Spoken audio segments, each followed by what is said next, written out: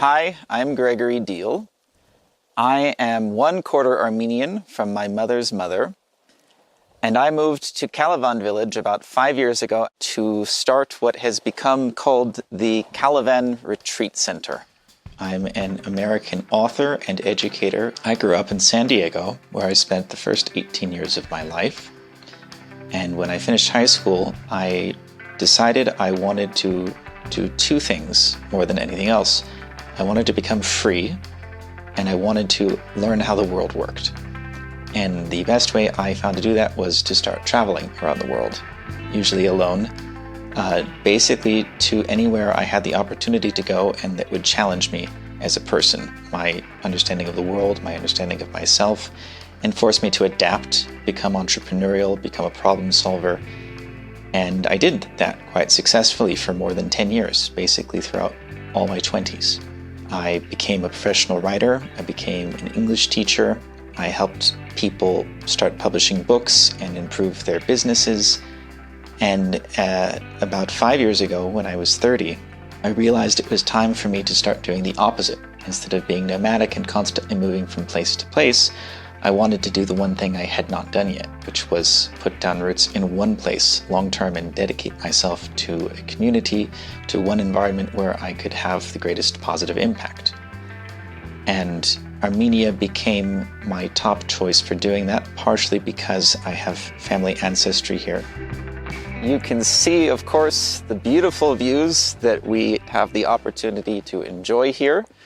And you'll probably also notice that interesting mix of American and Armenian flag hanging from my balcony, which has kind of become a symbol of part of what we're trying to accomplish here. It has nothing to do with the politics of either country, but rather the values that I think we are trying to introduce to the culture in a very positive and beneficial way.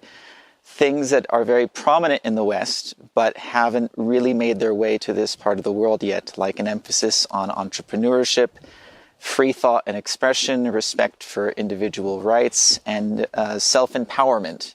That's what we're trying to represent here through the kinds of educational opportunities that we're offering here. I appreciated something about the simplicity of the life here. The Armenian people seemed to like me. And in particular, when I found Calavan village, there were people very actively promoting it as a place of economic, entrepreneurial, and cultural development, and who in particular invited me to come live here, to buy a house that was available for sale here because they wanted my help in doing their publicly stated mission of teaching business principles, helping the locals become business owners, learn English so that they could communicate with the international community. And that seemed on paper like pretty much exactly what I had been looking for. So with their help, I bought the last house that was available for sale here, and I began with great difficulty and logistical problems, refurbishing it, turning it into the nice, modern, beautiful retreat center that it is now. Come see our music room. One of the opportunities that I've particularly been trying to introduce here is musical education, because that's something I have a professional background in California, where I'm from, and in many of the countries I've worked in. So I took it upon myself to procure a piano, several violins, ukuleles, and guitars to give the children of the village an opportunity to be exposed to music in ways that don't really exist here. Some of the village children have regularly been coming to my house for an opportunity to play, mostly just to experiment and have fun, but a few of them have actually begun to learn music seriously as a skill.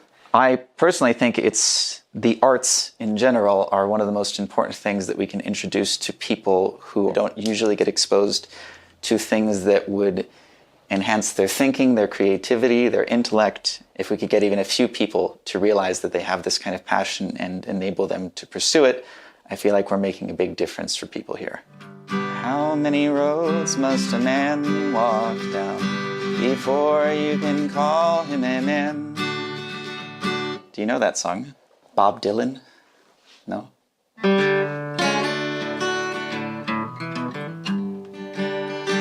Popok John, do you know any music, Popok?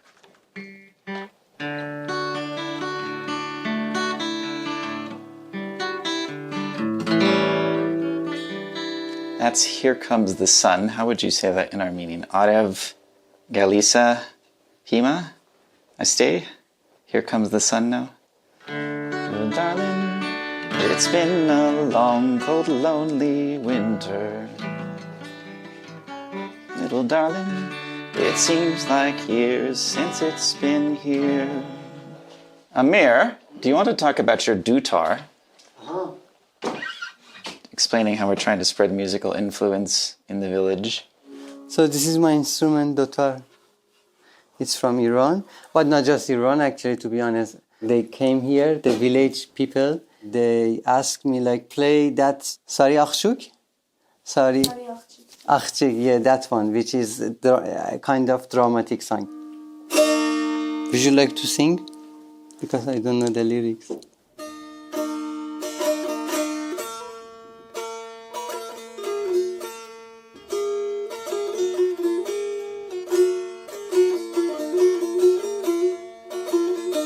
The concept of a retreat center is very popular in many parts of the world, although I haven't seen anything quite like it, I think, in Armenia. And many people mean many different things when they say that. It could be a yoga retreat, a health retreat, I don't know. And I just see it as an opportunity to retreat away from your ordinary life, the way you're used to living and seeing things, and the people around you who enforce a certain way of seeing things. Come out to this remote village where there's very little population density, where you have these beautiful views and you're in a controlled, comfortable environment surrounded by people who also want to see the world in a different way. That's the retreat we're talking about. Getting away from your default expectations of how things have to work, how you have to see the world, and give yourself the opportunity to try being a different kind of person, seeing the world a different way. Who would you choose to be if no one were telling you who to be all the time? This is our workshop where over the course of the last 5 years, I've slowly been accumulating all the tools we need to completely refurbish the house. It was in terrible condition when I bought it. I paid $7,000 for it, and it had holes in the roof, no plumbing or electricity. The bottom floor was an old cow barn that had been unoccupied for like 30 years. And just day by day, month by month, I slowly learned what I needed to turn it into a nice, modern, comfortable house. One neighbor in particular, Sambel, kind of became my savior and showed up with all the right skills that I needed to begin doing serious work on the house, because I had never done a project like this before. So this is the bottom floor of the house, which, again, when I bought it, was just an old, dilapidated cow barn. Once we finished the top floor, we put in that staircase and refurbished this into this corridor, a nice modern bathroom, a kitchen, and a guest bedroom. We had to put in these walls and these windows. There was nothing here before. This was open and exposed, and now we have this nice view. Calavan village does not have a gas connection for heat, so most people just have simple wood furnaces, but we recently put in this nice modern coal furnace. So the coal burns a lot longer, is a lot more efficient, and gets hot water pumped through radiators throughout the house, it even runs under the floors in the kitchen and the bedroom, so we have heated tiles. So in addition to the fact that I had no experience refurbishing a house when I first bought this one, there are a lot of logistical issues that come with being so remote. We're about an hour from Dilijan and Ijevan, and the last 20 minutes of road are unpaved and uphill. Finding labor, first of all, was the hardest thing. For about 6 months, I got very little work done on the house because I couldn't get anyone to come work for me. I couldn't figure out why. I think they were just intimidated by a foreigner. So until I met Sambel, it was almost impossible to get any work done besides what I could do myself. And then once the real work started, we had to figure out how to get truckloads of materials sourced in Dilijan or Ijevan. So to do this kind of thing, you have to be extremely adaptable. So we've had maybe 50 volunteers since the beginning of the year when I started taking in international volunteers. So I had to learn very quickly how to be a good host to these people, how to manage them, since they're all contributing work in some way here in whatever way they're best suited to. We had to come up with schedules and planning. We want more people with more skills to come here. We want them to spread that influence. Even if they don't have any formal training or teaching experience, that doesn't matter to us. When I came to Calavan, I was expecting people who had a certain mentality about improvement and development, because this was what they publicly promoted the village as, what they continue to promote it as, and in particular what they told me when they met me. And I was very surprised how different the reality was actually living here. I noticed a trend that people talk a lot about things here, and they do virtually none of what they talk about. It's not unique to Calavan. I've seen it in many parts of Armenia. One of the first things I did when I came here was I said, well, if we want to economically develop this village, obviously one of the first things we should do is establish a store where people can buy the things they need without having to travel an hour into Dilijan. People who grow things here or make things on their own here can sell those things in the store, either among each other or to tourists that they want to bring to the village. When tourists come and stay in the guest houses that were funded through grants here, they'll stay longer. And they absolutely were almost violently set against that idea. As you can see, on my balcony, I fly both the American flag and the Armenian flag. And the reason we've chosen to represent America here has absolutely nothing to do with politics. America is the first country in the world that was founded as a sort of social experiment, not based on monarchy and royalty or tradition, but rather people wanting to live there, willing to cross the world to live there because it presented opportunity for them, and they would have the freedom to live the way they wanted. And as an American, I can feel both proud of my country and very critical of my country, and that's one of the consequences of freedom, that I can be critical of my country and I don't have to apologize for that. So we've chosen to take the best elements of what America is still hopefully known for to some degree and incorporate them into our life here in Armenia, and to welcome other people who value those things too, and see why it would be a good idea to have a little America within Armenia, an enclave of people who think this way, who at least in spirit can call themselves Americans. I've received death threats from Armenians for saying things like that women should be empowered to choose their own husbands and have sex the way they want instead of the way their culture expects them to. I've been told to get out of the country and never come back because I point out some very obvious objective problems with the way certain types of people are treated. Basically, if you don't like it, you should leave. We don't want foreigners like you here. Recently, we've added a sign to the balcony overlooking the main road of the house. So almost everyone who comes into Calavan basically has to drive past my house. Free English lessons in both English and Armenian. Because now, whenever people decide they want to take advantage of the opportunity I've been struggling to offer with the locals here, with this school that didn't want anything to do with me as a teacher, no matter how much I tried to volunteer my time teaching English, those who are so inclined don't have to rely on the conventional school system. They can take their education into their own hands by coming to someone like me who can teach them something. And that's when I started to realize that there's a much deeper mindset and cultural problem here than I ever anticipated. I think a lot of it goes back to the Soviet Union and generations of trauma and discouraging people away from making their own choices, figuring out how to make a profit, make money on their own. My primary profession besides education is authorship. I do a lot of writing, and I've helped a lot of other people write and produce books as well. And in particular, I try to write the books that I think represent some kind of important information that isn't really widely available in the world. So, for instance, I think the most important book I've written is the one I wrote about this village, Calavan, called Everyone is an Entrepreneur, Selling Economic Self-Determination in a Post-Soviet World. It's part business, part economics, part psychology. Here's the Armenian translation, Amenvok Deneretse. It's about trying to understand why so many of the business and economic principles that are so clear and abundant in the West haven't really taken root here in the post-Soviet world. You cannot just sit there and teach them, here's how economics works, now go use it, right? Stuff we consider obvious in the West, right? Everybody, every child and teenager growing up in California is encouraged to sell lemonade on the street or mow their neighbor's lawn for $1 or I found tons of interesting entrepreneurial ways to make money as a teenager growing up in California. Nobody ever taught me how to do those things. It's just a culture you're exposed to, and it's a very empowering culture, and one that America, of all places, does in greater concentration than anywhere else I've ever been.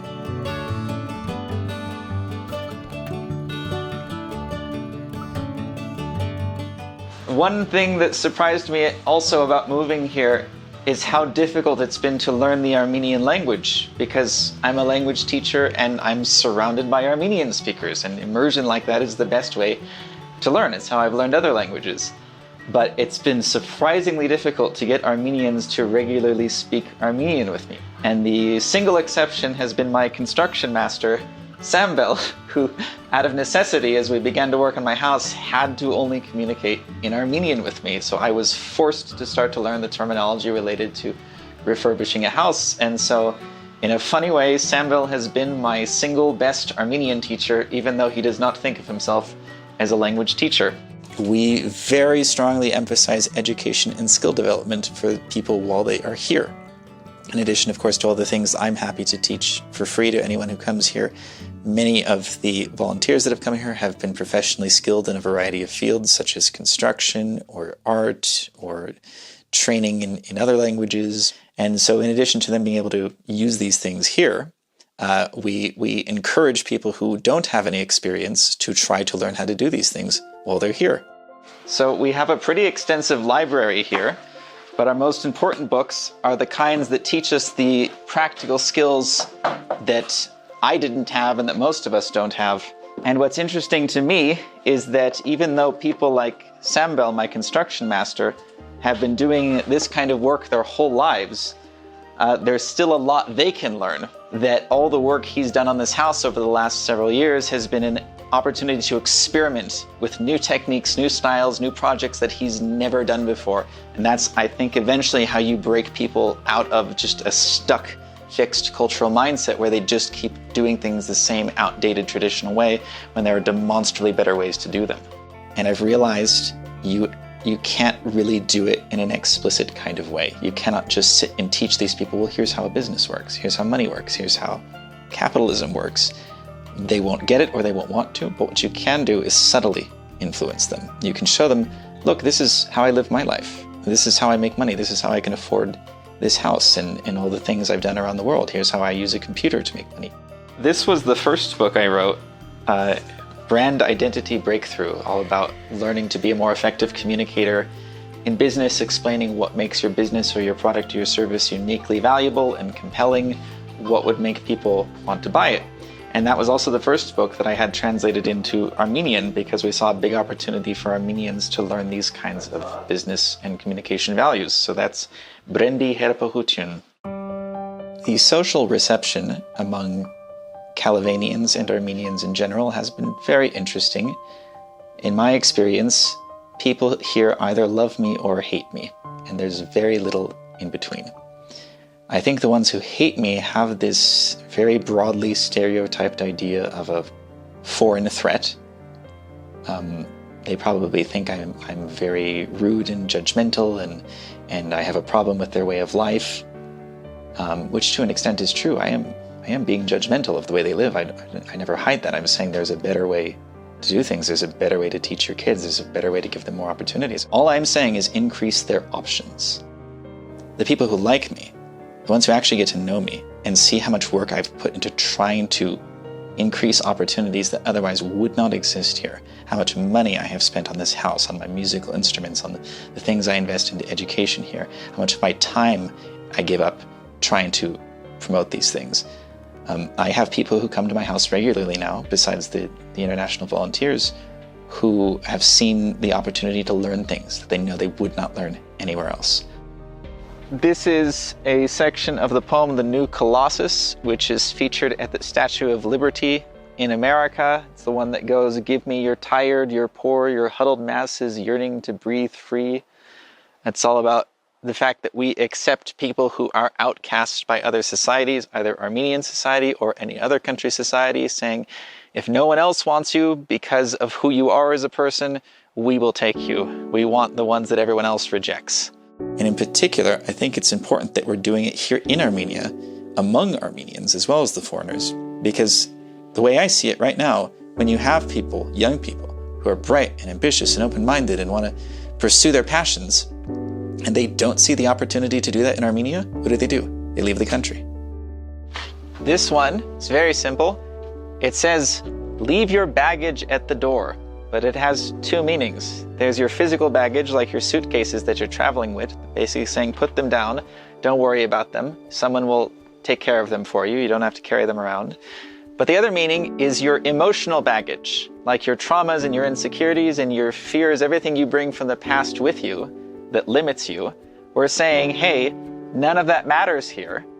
You don't need to bring that in with you. You can be a new person here. We are future-oriented instead of past-oriented. And as soon as I stopped focusing on Armenians, instead of inviting international guests and volunteers to come here and to start new projects with, everything happened 10 times faster. I don't know how to explain it. I was able to fill up my house with guests and volunteers as soon as I started focusing my efforts on them from Iran, from Russia, from Germany, from France, from America, people who flew halfway around the world.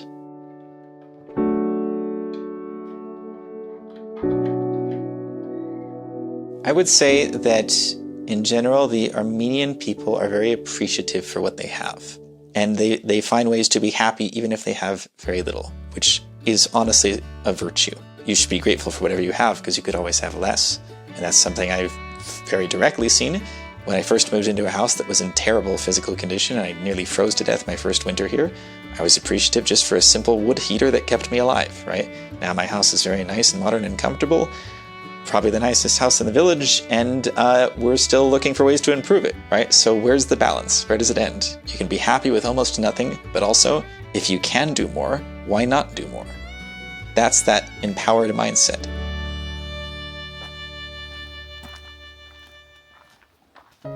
My grandmother was Meryem Goikchin. I believe she was born in Kilikia, and she left shortly after the genocide started as a young girl.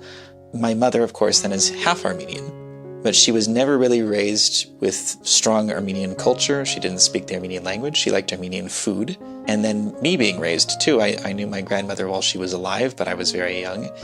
And I never really considered myself Armenian, except just that I knew that I had some heritage from this strange little country. And it wasn't until after I started traveling around the world that I eventually decided, well, I should go check out Armenia. And the first time I came here, I spent, I think, just a few weeks traveling up and down the country. I went all the way down to Artsakh. I spent time in Goris and other places in the south.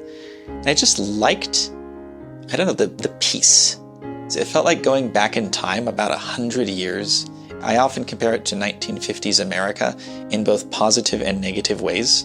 And so eventually when I decided, well, now it's time for me to buy a house and move somewhere permanently, Armenia was the obvious choice. And now, finally, my mother, my half-Armenian mother, 78 years old, she's barely left the country. And now we're talking seriously, finally, Mom, you're not getting any younger. You barely see me because I live halfway around the world. And you've never been to Armenia despite being half Armenian. And I think it'll be a really good experience for her when she does, when she comes here, just to change her life, to try something new, to see this country that she grew up hearing about from her mother who died a long time ago, and now finally seeing it with her own eyes. What's stopping you? In a way, she's kind of contained in the same kind of limitations that many Armenians are, that she's afraid of change, afraid of trying something new. But if I've made it easy for you, if I've created this comfortable place for you to come exist, then why not just take a retreat? Get away from your normal life for a little while and see what you think. You can always leave, you can always go back to it, but maybe you'll like it.